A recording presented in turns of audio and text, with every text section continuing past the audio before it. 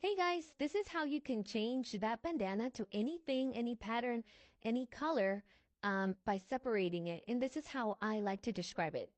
Now, I saved the picture from an image that was shared in Facebook. And then I started cleaning it up by selecting 100% cut tolerance. And usually we do this. We start clearing up every white area. But if you notice, there's a lot of them. So let me undo and I'm going to show you my tip. When you have very detailed designs like these and you just want the outline, go ahead and do 100% color tolerance and do inverted. Click on the black. Even though you have tiny little sections, you still will have a lot less clicks to cleaning it versus all of the other sections of the hair that you would have done. And keep in mind, if these are very thin, you want to kind of narrow into these areas. So if you notice, if there's any issues or errors or accidents where you clear up areas that you weren't supposed to, you can still undo. But when you need to get into those designs, those little lines, you go ahead and zoom in. And if you notice these two lines that I just did, I undid because when you click on it, sometimes it'll be grainy or other parts will stay in there. Undo it and get even closer.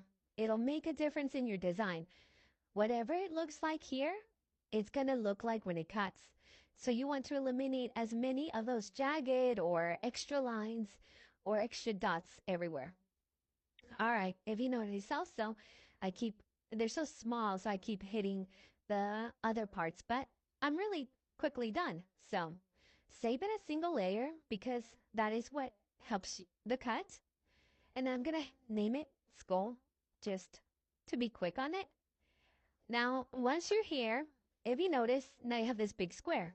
Go to Actions at the bottom and scroll over to Contour. Click on the rectangle. And now you turn it into the image you originally shared without a color on the bandana. Now, for this part, I'm going to separate them. I'm going to do duplicate so that you can see, and I'm going to change the color so you can see the difference too. I'm going to do purple. Now, you can also go back to Actions, over to Contour, and do one or two things. At the bottom, there's a row, and you can start clicking on every little piece of it that you need to get taken off, or save some time and go up to the top where it says Hide All, hide everything, and then start selecting what you do want to keep. Now that you have it, you can either do it by color, you can do it by pattern, you can do it whatever you want. And I have a different video I'm going to share on this and link it. But it also has ways to make that bandana into maybe shapes and or patterns.